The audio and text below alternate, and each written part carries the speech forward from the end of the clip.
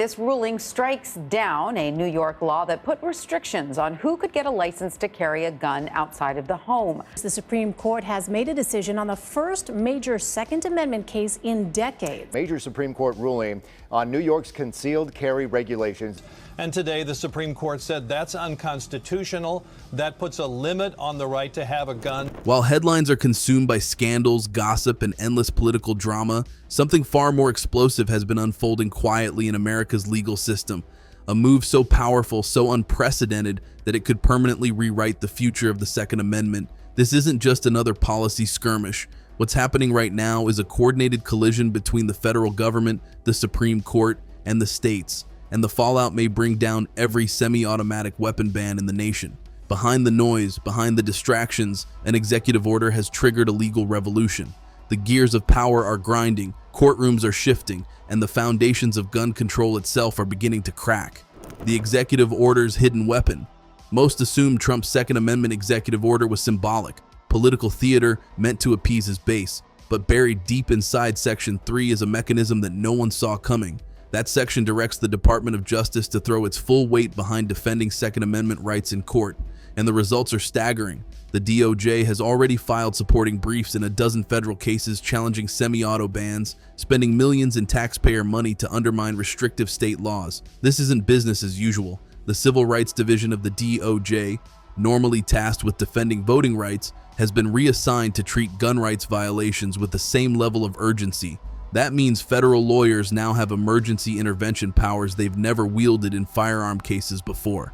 Every time a state tries to enforce a ban, they're no longer facing local challengers. They're facing the full power of the federal government. The U.S. Supreme Court has just issued a major ruling in the challenge to a New York gun law. My response to that is that's the same claptrap that they have been using for 20 years. You couldn't get a firearm and carry it just because you wanted to be protected against criminals. We won't see changes overnight, but it's going to be quick.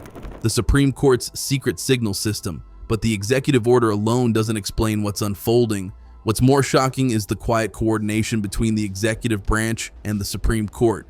Over the last 6 months, the court denied review on 8 separate semi-auto ban cases. At first glance, that looked like rejection, but hidden within those denials were unusual procedural notes.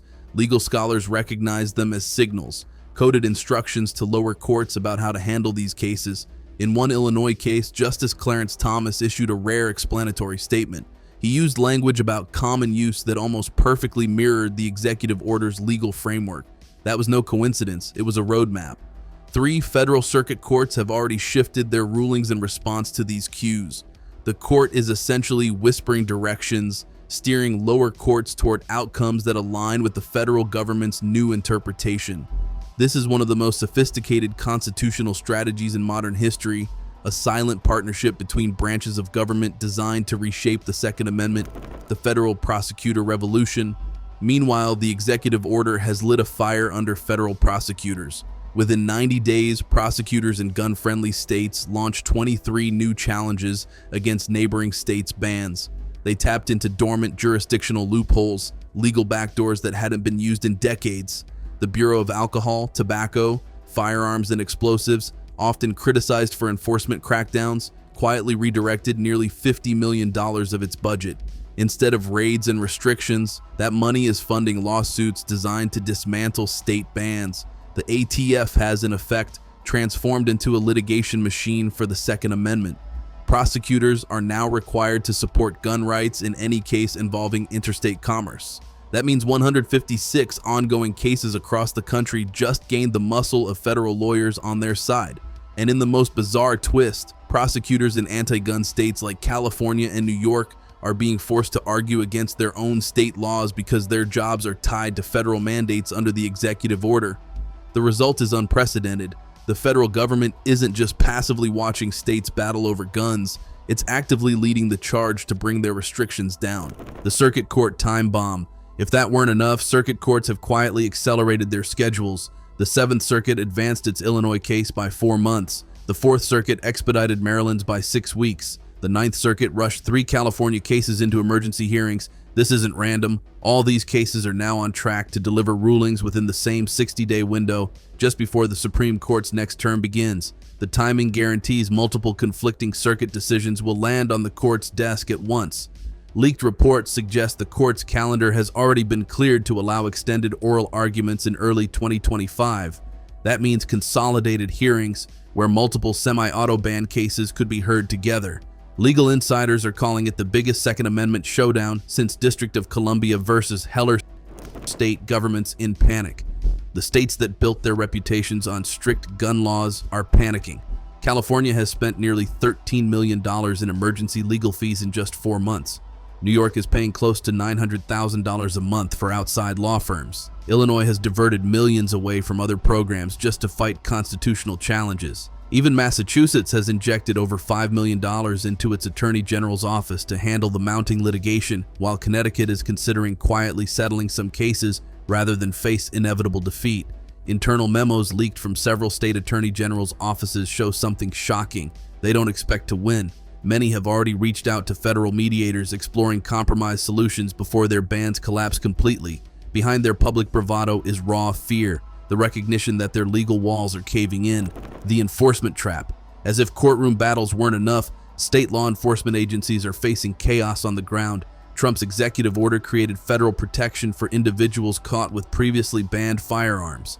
The DOJ has already intervened in more than 30 state-level prosecutions, siding with defendants and shielding them from punishment. Local police chiefs are reporting confusion. Officers don't know which laws are enforceable anymore. In some departments, arrests for weapon violations have been quietly suspended. And now federal funding for local agencies comes with strings attached. Respect federally protected firearm rights or lose critical dollars. The ATF is issuing licenses that explicitly override state prohibitions, giving gun owners a legal shield that state courts cannot penetrate. The more states push back, the more their authority erodes as federal protections take center stage. It's a trap with no exit. The constitutional earthquake ahead. All of these forces, executive action, Supreme Court signals, federal prosecutor intervention, state panic, and enforcement confusion, are converging. The result will be nothing less than a constitutional earthquake. Historians are already comparing it to the civil rights era, when federal authority was used to smash discriminatory state laws. But this time, it's about the Second Amendment. The executive order has effectively federalized gun rights enforcement. Federal courts must now treat restrictions on firearms with the same skepticism they use for free speech or religious liberty. That standard, strict scrutiny, creates an almost impossible hurdle for governments to justify bans. The legal burden has flipped. No longer must citizens prove their rights are being violated. Now governments must prove, beyond any doubt, that their regulations don't infringe constitutional freedoms. That inversion may be the single greatest expansion of individual rights in modern American history. What it means for the future. This isn't theory. This isn't speculation. It's unfolding right now in federal courtrooms. Within the next 60 days, multiple rulings will collide, forcing the Supreme Court to act. And when it does, the justices won't just decide on a single case. They could issue a sweeping decision that obliterates semi-automatic weapon bans nationwide. For decades, states believed they could legislate around the Second Amendment. They relied on optics, fear, and political momentum. But the combination of a strategic executive order, a signaling Supreme Court, and a mobilized federal DOJ has turned the tide. This isn't the end of the fight. It's the beginning of a constitutional revolution, one that will determine the future of American gun rights for generations. The question is no longer if these bans will survive. The question is when they will collapse and how far the shockwaves will travel once they do.